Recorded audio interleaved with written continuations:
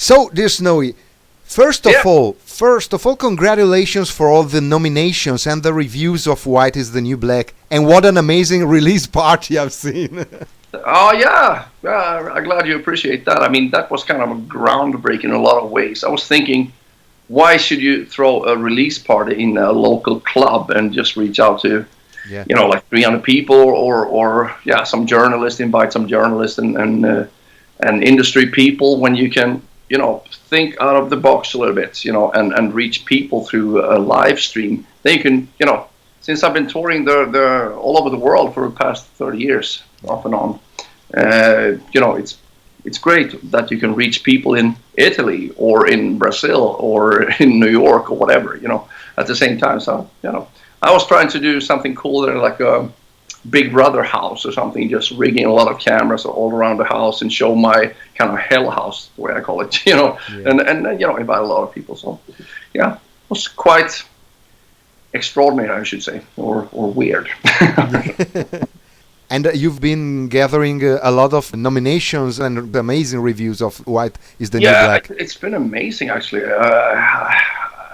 I certainly wasn't expecting any of that. I mean, I've been doing all the business myself, and I was like, not really expecting that, but I was like positively surprised, of course, because I got, I think, 5 nominations for Best Metal Album of the Year of 2018, and that was like 5 of them in America, Canada, and France, and I don't know, remember the other countries. It wasn't Sweden because you cannot be a prophet in your own hometown. So, And since your music is influenced by many different genres, kind of music, how would you describe White is the New Black to, let's say, a new fan of Snowy Show? I gotta say that this album, the whole point was that I've been working for like with so many different bands and different genres through the years, and for me, I'm not so hung up on being categorized in a specific genre, and because I've been doing everything from glam rock to black metal and everything in between, like doom metal or whatever, so and I feel I want to have that kind of liberty to just do music. I mean, my only distinction is like, between good music and bad music, and I don't really care what genre it is. So I want to have that kind of freedom to make whatever I want. And people's been saying that when with my old band Notre Dame, for example, what kind of genre is this? What do you call this music?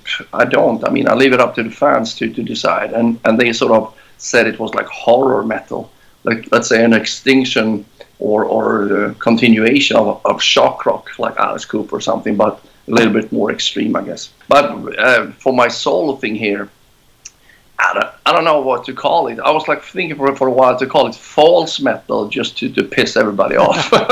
Yeah. Because I'm not so sure it's like metal even sometimes. It's like rock music, whatever. Yeah. So I don't know, but what I was doing with this album, for a while I was thinking maybe I should call it The Greatest Hits. Snow Show, The Greatest Hits, and underneath of songs you never heard, because it's all new songs, of course. Yeah.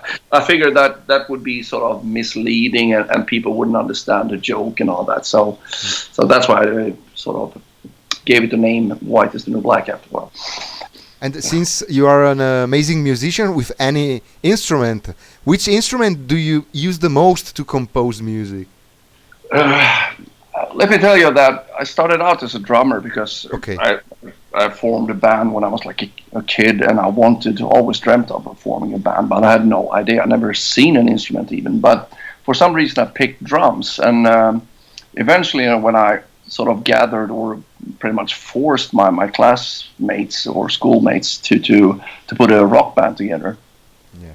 And I was like, okay, you can play guitar, and you play bass, and you can be keyboard player, and I play the drums. After a while, I realized as time went by that it wasn't the ideal instrument, because I was like the band starter driven, sort of like the guy who take initiative and all that. And to be behind the drums and sit there and like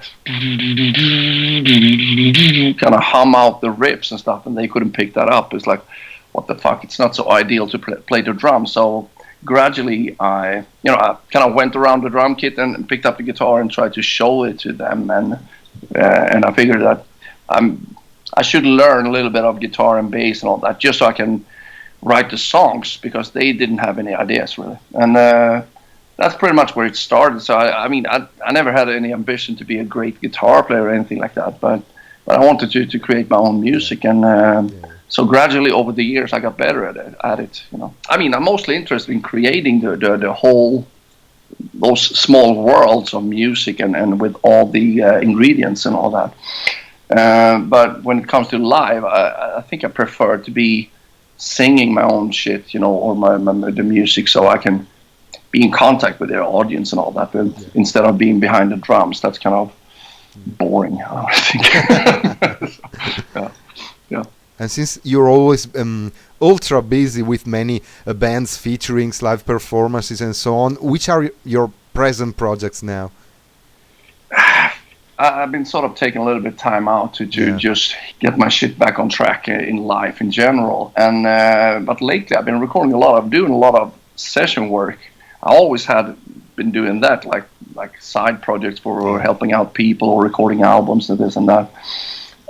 So I haven't done so much with my own music for quite a while now. But lately, right now, like I mentioned, I said when I need to catch my breath before we start this interview, because I just finished a song on an album called, I think it's called Dark Overlord or something like that. So I'm doing drums on that in my own studio in my house and all. So I've been doing a lot of that actually. For just the other week, 2 weeks ago maybe, I did the second Opera Diabolicus album, and doing drums for that. So I'm going to be doing vocals in a couple of weeks or something. So I have a lot of those kind of side projects that's going on at the same time. But I mean, like I said, when I released my live DVD/CD box called Snowshot 25 Years of Madness in the Name of Metal, it came out in 2014. It was like, the 25th anniversary or something. Where there I'm doing, you know, all kinds of stuff from my past, like from all my former bands, like from E.Vil to Memento Mori and Dream Evil and King Diamond and Merciful Fate and blah blah blah. So then I said that, okay, I'm pretty much done with this band thing. I mean, from now on, I'm going to be sailing under my own flag, so to speak, and do my own shit. But that doesn't rule out that I will be doing like those, being a hired gun or a session studio musician or something. I mean, I'm doing that pretty frequently. I really like to do that, and then it also pays my bills. And you are known for being active in the animal rights field. What can you tell us about this issue? Speaking just for Sweden, we can see that it has really like increased in the last 5 years or something. I won't go into the details about that, but a lot of animal cruelty, when people take pleasure in torturing animals and you know, have no respect or empathy or decency for cute little innocent animals and all that, and that really pissed me off. So that's why I started this Be Kind to Animals or I Kill You campaign. It was actually just a coincidence. I posted a picture of myself when I put, and then I added that slogan because I was so pissed off at seeing people being mean to innocent animals, and that pretty much like went viral and kind of exploded overnight. And people say, yeah, you should print T-shirts and posters and blah blah blah of that. And initially, I wasn't so interested in that because why should I capitalize on something like that? I mean, I'm doing it just taking a stand for something I believe in.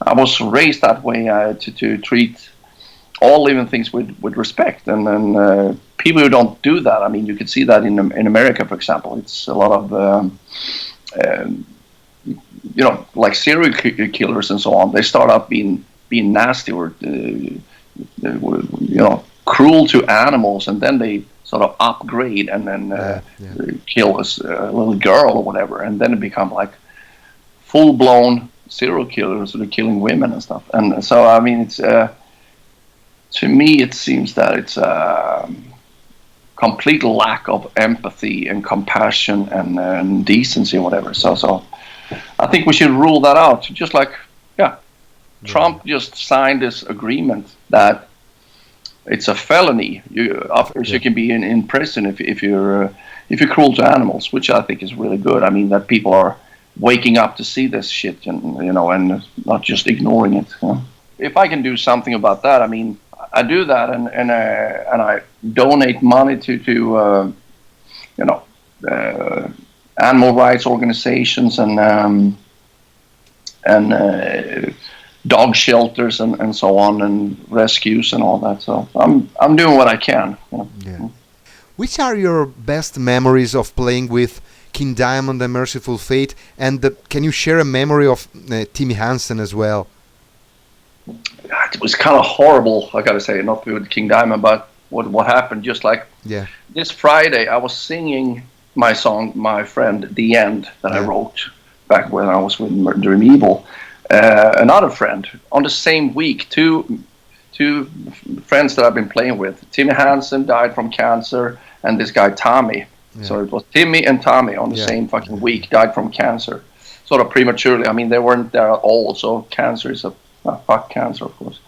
But Timmy was the nicest guy. I mean, like a really happy, friendly guy and all that. It's very horrible. I knew the guy because they used to come up when I was in King Diamond, from when I joined King Diamond in 1989. They would, when we played Copenhagen, they would come up and jam on stage and do E.Vil or some old Merciful Fate song. And then when I joined Merciful Fate, when they got back together, this reunion thing that happened in '93. It was the original members initially, apart from the drummer, but I was sort of in the family of King Diamond and all that. So that's why they invited me to take that spot as the drummer, because they didn't want Kim Ross there. Then we played a couple of shows and we rehearsed and made videos and all that. But I think I had no idea that he was going to quit after only 2 festivals. We opened up for Metallica in Denmark, and then we played Dynamo in Holland, and then he quit. So we were supposed to have another bass player from Chicago, from Trouble, that kind of doom band. But I sort of objected towards that because I said, hey, Charlie should be there, because that's my buddy, and I brought him into King Diamond, and nothing happened with King Diamond. So I said, I need a friend here because because he deserves that, and also because I wanted a Swedish friend in the band because I don't understand Danish. But Timmy was a terrific guy, very, very friendly and very cool in every way, and this is horrible, actually. We're going to see that a lot in the future. I mean, we're all getting older, and cancer has nothing to do with age, though, but in the next 5 years, we're going to see a lot of bands just splitting up because they die or get too old or whatever. Yeah, while playing with King Diamond from 1989 on, that's been an amazing experience, I guess. I have been working so hard trying to put my own band together. I have like this great concept and all that, and it was like really difficult to make it happen in the late 80s because I fucking despised that kind of hair metal thing that was going on, and it was really hard to find the right members, and especially singers. I could never find that because I had like too high expectations. I thought that in Gothenburg that I should find some sort of Eric Adams from Manowar / Rob Halford. I thought, okay, that guy must live here someplace in a suburb someplace. But it was very, very difficult. So, long story short, Mickey D approached me about that because I've known him since he's 5 years older than me, and I known him since I was 13 because they were rehearsing in my school and all that. And but he came to me and said, I'm gonna quit. They were living in Los Angeles at that time, and on Christmas Day he was home and so was I. He said that I'm gonna quit King Diamond, and I think you should take that spot because you're the right guy for this. Yeah. But we were kind of drunk, so I just sort of brushed it off, and I thought it was the alcohol doing the talking. And a couple of months later, Pete Black, who's been keeping an eye on me because he wanted me to play in his own bands and stuff, he said that okay, he called me from Los Angeles and said, hey, can you meet up tomorrow because I'm flying home. Yeah. They have been doing testing out, what do you say, like auditioning over 40 drummers, and it didn't work out with any of them to replace Mickey D. So, but when I got this, I thought this is meant to happen. I cannot turn this down twice because I like Merciful Fate and King Diamond too. I was a fan. So I thought, okay, this should open up a lot for me and establish myself and get a name for myself and all that. So it was, and I just got the job and I flew over to Los Angeles and I got the job and then it was like, okay, 3.5 months tour in America and doing videos and hanging out in Hollywood and all that. It was like, what can I say? I mean, just happened overnight pretty much. Yeah. It was a really cool thing. I mean, to go out, I was young and so inexperienced. I was like this rookie green kid. And I never played anything but, some local shows at the youth center or whatever. And now I go out on tour all over America, headlining with this amazing stage show, theatrics and all that, like totally welcome to my nightmare, which I loved so much. So it was, what can I say? I mean, it really blew my mind because it was so impressive that I finally made it. So, and I was so happy to be there. Yeah, it was really, really great. Yeah. And what do you remember about your gigs in Italy back then? We only played. We did this conspiracy tour in '89/90, and on the European tour, we were out like for 3 months or something. We only did one show in Milan, and I remember that because Death SS was opening up. Yeah. I think Candlemass was there also. They were on the whole tour, but anyway, I was like so impressed with Death SS, the whole presentation, how they looked like vampires and werewolf on drums and Frankenstein on bass or whatever. I kind of took a little bit of inspiration from that to Notre Dame that I formed later on, because we are sprung out of the same thing, like horror comics, old horror flicks, Hammer horror movies and all that, and King Diamond, Alice Cooper, all that kind of thing. Yeah. So that's what I remember the most, actually. Yeah. I was like so impressed. The singer, whatever his name was, Steve Sylvester, yeah, he had like this coffin with maggots in it, like sort of a baby's coffin, and it was maggots in it, and he threw that out in the audience. I was like, what the fuck? But I thought it was really cool. Yeah. So, which final message and greeting would you send out to the Italian fans of Noise Show? What can I say? I hope to play Italy with my solo thing here now. We are planning to do a massive tour in fall 2020. It's going to be Europe, it's going to be China, it's going to be Japan, all over Latin America and stuff. So I really hope we can include Italy in that. So that would be really, really cool. And because I want to bring out the coolest show and to present my music and to meet all the fans and all. Yeah, that would be amazing.